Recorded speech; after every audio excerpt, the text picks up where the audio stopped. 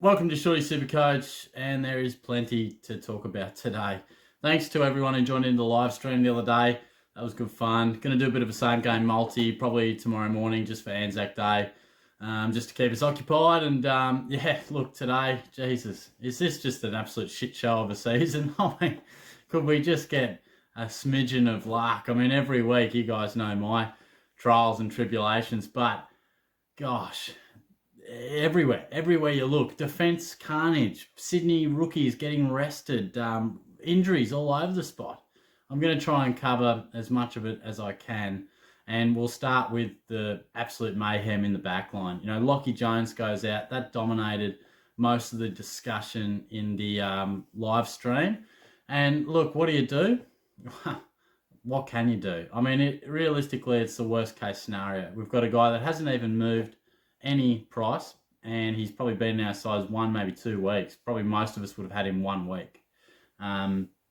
So what can you do? If you're going to cop a zero, well, what you actually do is you pray. You pray to God that Tom Highmore comes back. For goodness sake, could Jordan Clark get named? I mean, a lot of us will drop him anyway if you can, but some of us just need him to play. Oh, Kazitsky, just hold your spot, dear God, man. But let's just presume you're going to cop a zero. If you are scared of the zero and you know you're going to cop that, you want to get rid of him, you do have options in terms of Mansell at the Tigers, Pryor at Brisbane. They're probably the two main ones that were getting discussed, but to me, they've just got written all over them, dead weight rookies in 3 weeks. You know, both teams are strong sides with some players out of the team, but I just can't really see them holding their spot for a long time. I just feel like their job security is shaky, and they're not really scoring that well anyway. They seem to me guys who just average 40 or 50, but a 40 or 50 is better than a zero. So it's totally up to you which way you go with that. You know, if you're not going to cop a zero, you could just leave Jones there, because he still is going to be a really good cash cow. If he can get back in 5 weeks or something, he might have to play some sample footy.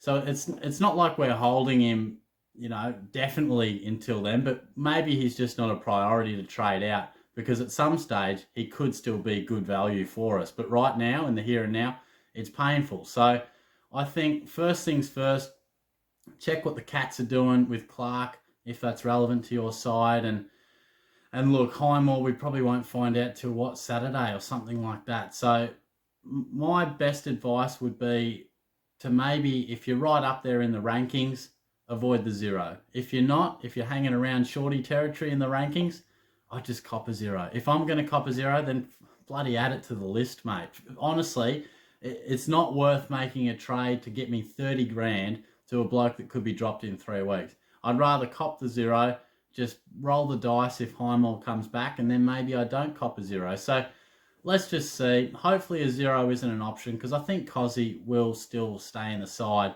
And it does sound likely that Highmore will return, particularly with the Saints in a little bit of trouble. But there is no good answer. There is no good answer. You know, you wouldn't go to Conning.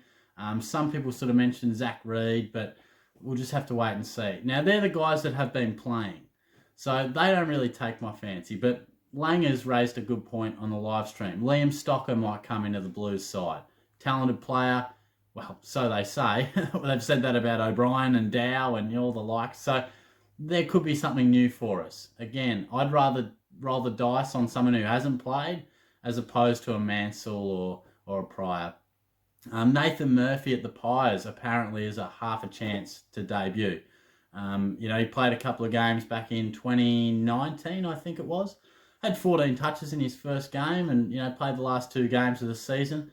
Apparently, they like the look of him. He's had no luck in terms of injuries since then, and has been having some really good stuff in the VFL for a little bit of time now, and apparently is half a chance to play. So I'd rather roll a dice on some untried players, because what we're seeing from Mansell and Pryor and DeConning and that doesn't do much for me. So there's a few names to just keep on your watch list, keep in your thought process. Now, the Sydney rookies, what are we going to do with them? Well, whether they get rested or not, they've done their job, except for Campbell. You know, we're talking about McDonald, Campbell, Goulden, and of course Warner. So I think particularly Goulden and Warner, they've done their job. Now, I'd be shocked if all of them are rested on Saturday or whenever it is. But again, we'll find that out in probably, well, pretty soon this evening. So I think the article I read is that they anticipate they'll be rested over the next 3 to 4 weeks, but to do it in a clump, you would highly doubt, particularly with some other injury concerns at the Swans. But whether they're rested or not, they've done their job. It is time to probably part ways with them anyway, even though they are still capable of producing good scores. Finlay McRae is a good type. McCreary also a good type. Right now, the Pies are a pretty good option for rookies because they're decimated. There's a lot of pressure on them to probably blood some youth, and I think they're probably some guys with reasonable job security. I'm a big fan of McRae in particular. Now, what do we do in terms of if they are all rested? Well, we'll cross that bridge when we get there. But in a minute, I'll list off across each line, some premiums that are in a nice price bracket that have maybe fallen a touch. Maybe you can downgrade Warner to McRae and upgrade Goulden, or whichever way you want to go with it. But sometimes I wish we could do 4 trades in a week. You can only do 2. Tom Hickey as well, a few questions about what to do with him. He's, again, just cruelled by injury.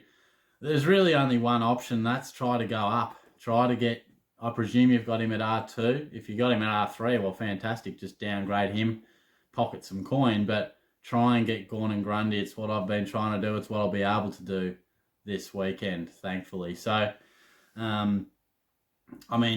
it's a little bit sideways, but if you can't reach him, Riley O'Brien is about 100,000 more expensive, and he's been going well after a really slow start. It's not a trade I like, but you might not have any options, and it might just be a stopgap for a little bit of time.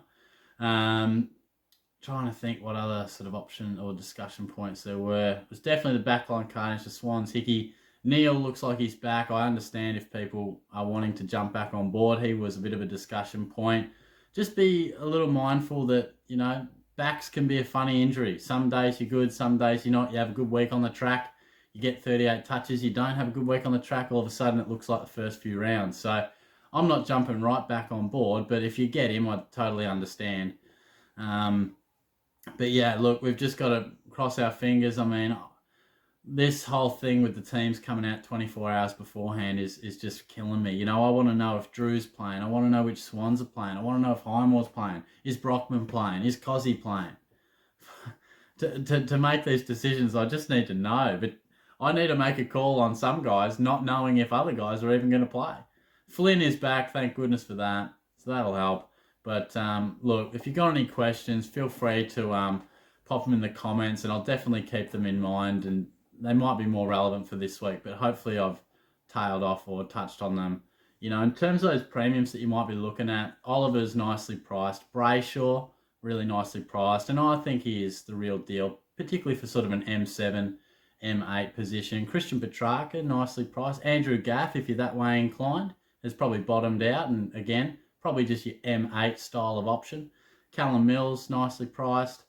Jake Lloyd is dropping and on the drop continually at the minute, so he's scoring all right, but he is dropping. Keep Steele Sidebottom on your thought process. I think he'll be nice in a few weeks, couple of weeks maybe. Jordan Ridley, of course we know he's going to drop. Caleb Daniel, of course we know he's going to drop. Just monitor how he goes. He scored 19 uninjured, so see how he goes. And Tex Walker, we're just going to have to wait and see what happens there. Talk of the calf, there could be more issues there. Throw Jordan De Goey into the pile. Some of you may have him. I certainly still do. Add him to the pile of shit on my bench. But yeah, so there's a bit going on. There is a bit going on. Rowan Marshall should be back and he'll drop in price nicely. So Zach Butters, keep him on your radar for when he comes back and drops. So there is chaos everywhere. There is some premiums that are nicely priced, but gosh, we had 30 trades. Gee, I'll be calling for 36 next year. I used to think 30 was too many. But I guess that's what happens when you pick a few duds. But look, I hope you have a good weekend. Not just in Supercoach, but just all round. Weekends are always a good time. I'm working the Saturday, but if you've got it off, have a good time, enjoy it. I'll certainly be knocking a few drinks back once I knock off on Saturday. And yeah, enjoy the day. Cheers.